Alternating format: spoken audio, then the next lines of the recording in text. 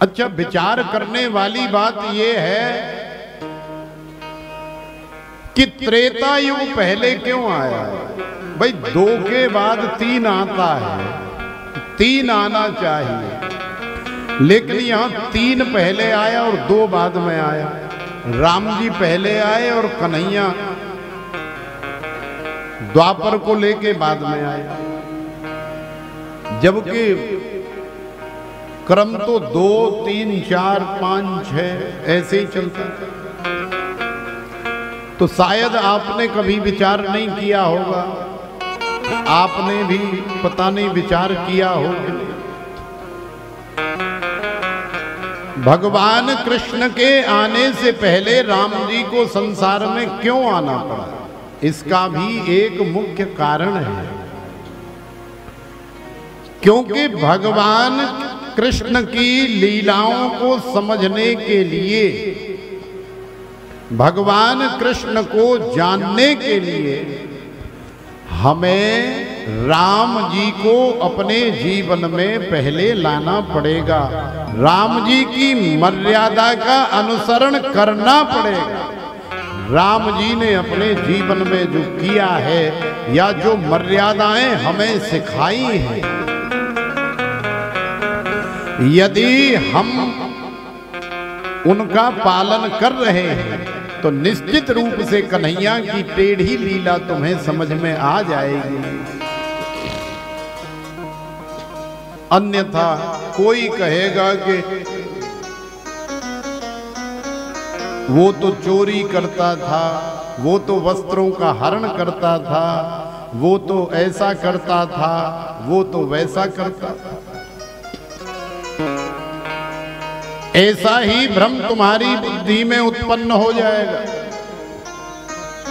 लेकिन राम जी इस भ्रम को दूर करने के लिए पहले आए कि राम जी की मर्यादा, राम जी के जीवन को कोई पढ़े, कोई समझे, कोई अपने जीवन में धारण करे, फिर कृष्ण लीला में प्रवेश करे। श्रीमद् भागवत में भी श्री सुखदेव जी ने पहले रामलीला सुनाई है, अति संक्षिप्त, बाद में फिर कन्हैया का जन्म कराया है। हालांकि राजा परीक्षित की जो रतिमती गति है वो केवल कन्हैया को ही सुनना चाहते हैं, राम जी को सुनना चाहते हैं, लेकिन कन्हैया को ज्यादा सुनना चाहते हैं। लेकिन फिर भी श्री सुखदेव जी महाराज ने कन्हैया की लीला सुनाने से पहले राम जी के बारे में बताया।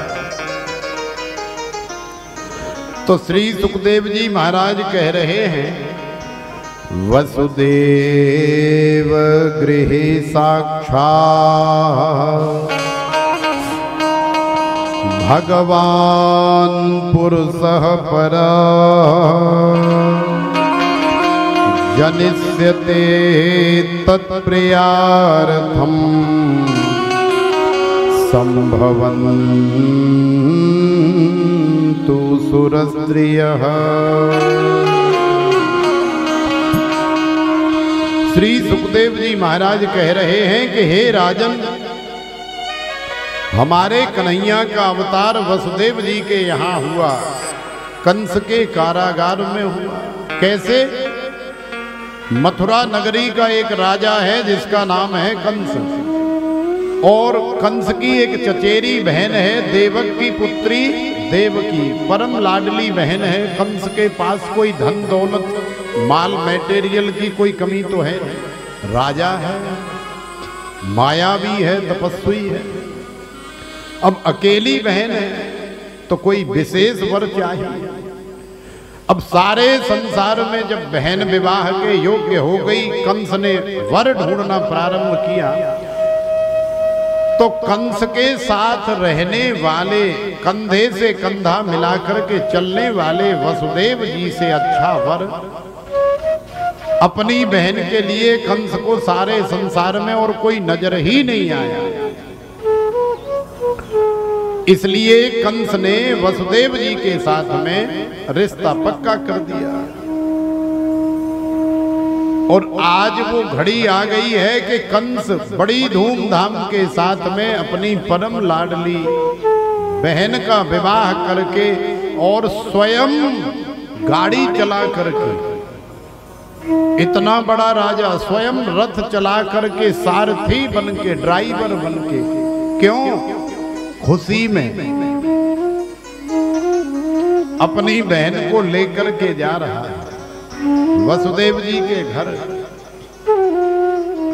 लेकिन दैव योग से आकाशवाणी हो गई, अस्यास्त्वाम अष्टमो गर्भो हंतायाम बहसे बुध। अरे दुष्ट, अरे मूर्ख कंस, तू जिस बहन को बड़े लाड से, बड़े प्यार से लेकर के विदा करने के लिए जा रहा है, इसी बहन का अष्टम गर्भ तेरा काल होगा। तो देखो कंस राक्षस दुष्ट तो है ही, बदलने में ज्यादा देर नहीं लगी। कंस ने सोचा कि न रहेगा बांस, न बजेगी बांसुरी। अगर मैं देवकी को मार दूं तो जब देवकी नहीं रहेगी तो गर्भ कहां से आएगा, बालक कहां से होंगे? तो कंस ने आनन फानन में देवकी के केस पकड़ करके रथ से नीचे खींच करके डाल लिया और नंगी तलवार लेकर के देवकी को मारने के लिए उद्यत हुआ। लेकिन आप जानते हैं कि पाति रक्षति इति पति, पति वास्तव में वही है जो हर तरह से अपनी पत्नी का संरक्षण करे, उसका पालन पोषण करे, उसका रख रखाव करे, उसके ऊपर कोई वार करे तो भी आगे आकर के उसका मुकाबला करे। वही वास्तव में पति है। और पत्नी को भी चाहिए कि अपने पति की रिस्पेक्ट करे। ऐसा नहीं है कि खाली तुम्हारा सब कुछ करने का ठेका पति ने ही ले रखा है और बाकी तुम्हें कुछ करने की आवश्यकता नहीं, तुम्हारी कोई जिम्मेदारी, तुम्हारी भी जिम्मेवारी है। तुम भी उसे उतना ही प्यार दो, उतनी ही रिस्पेक्ट दो, उतनी ही इज्जत आओ दो। तो देखो आज कंस जब देवकी को मारने लगा तो वसुदेव जी ने दौड़ करके कंस की भुजा पकड़ी। अरे कंस, ये क्या कर रहा है? वसुदेव, सुना नहीं तुमने आकाशवाणी ने क्या कहा? हाँ सुना तो है, तो फिर अब मैं क्या करूं? अरे महाराज, ये अबला है, आपकी बहन है, संसार में आपका बड़ा नाम है। यदि आप इसे इस तरह से मार देंगे, काट देंगे, दुनिया में खबर फैल जाएगी, आपकी अपकीर्ति होगी, आपका यश धूमिल हो जाएगा, तुम्हारी इज्जत मिट्टी में मिल जाएगी। लेकिन कंस ने कहा कि कोई बात नहीं, मुझे कोई परवाह नहीं, कुछ भी हो जाए, लेकिन मैं मरना नहीं चाहता। मेरा काल इस संसार में जन्म नहीं लेना चाहिए। तो श्री वसुदेव जी ने कहा कि यदि ऐसी बात है तो देखो कंस, तुम जानते हो कि मैं सत्यवादी हूं, मैं हमेशा सत्य बोलता हूं। मैं वचन दे रहा हूं कि तुम हम दोनों को ले जा करके अपने कारागार में कैद करके डाल दो। समय आने पर जितने बालक होंगे, प्रत्येक बालक को तुम ले जाना या स्वयं में ले जा करके तुम्हें सौंप करके आओ। तो कंस ने सोचा कि वसुदेव सत्यवादी है, कभी झूठ नहीं बोलता। आसमान टूट करके गिर जाए, जमीन फट जाए, तो भी वसुदेव जी झूठ नहीं बोले। तो आज सत्य की विजय हुई। वसुदेव जी के सत्य के आगे कंस के झूठ को झुकना पड़ा और माननी पड़ी। कंस ले गया, ले जा करके हथकड़ी बेड़ी पहना के कारागार में डाल दिया। अब धीरे धीरे समय आया और समय के हिसाब से फिर एक एक करके बालकों का प्रकट होना, जन्म लेना प्रारंभ हुआ। तो देखो, पहले बालक अंशुमान से लेकर के और कीर्तिमान तक कंस ने 6 बालकों को मार दिया, हत्या कर दी। और अब 7वें बालक के रूप में हमारे शेषनाग जो भगवान को हमेशा अपना गद्दा बना करके रखते हैं, तो अब प्रभु जा रहे हैं तो उनसे पहले जाके व्यवस्था तो करनी पड़ेगी। तो शेष अवतार बड़े भैया दाऊ भैया आए, पहले देवकी मैया के गर्भ में आए। लेकिन भगवान ने सोचा कि ये कंस बड़ा दुष्ट है, तो कंस को थोड़ा घुमाने के लिए भगवान ने अपनी योग माया को भेज दिया और फिर बड़े भैया दाऊ भैया को योग माया के माध्यम से रोहिणी मैया के गर्भ में स्थापित करा दिया। इस लीला को संकर्षण लीला भी कह सकते हैं, माने ट्रांसप्लांट, इधर से उधर, और किसी को पता ही नहीं लगा। और खबर फैला दी गई कि कंस के डर के मारे देवकी का जो गर्भ था वो गायब हो गया। वो संसार में आने से डर गया, क्योंकि आता भी तो भी उसे पता है कंस मार देगा, इसलिए वो आया ही नहीं, गायब हो गया। और आज अष्टम गर्भ के रूप में हमारे भगवान श्री हरि आ रहे हैं। तो देखो, श्री तुलसीदास जी ने कहा है कि जा दिन ते हरि गर्भ हैं आए, सकल लोक सुख संपत्ति छाए।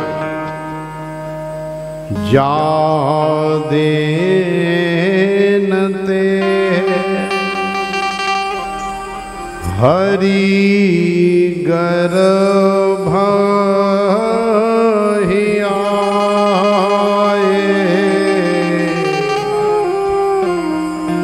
सकल लोक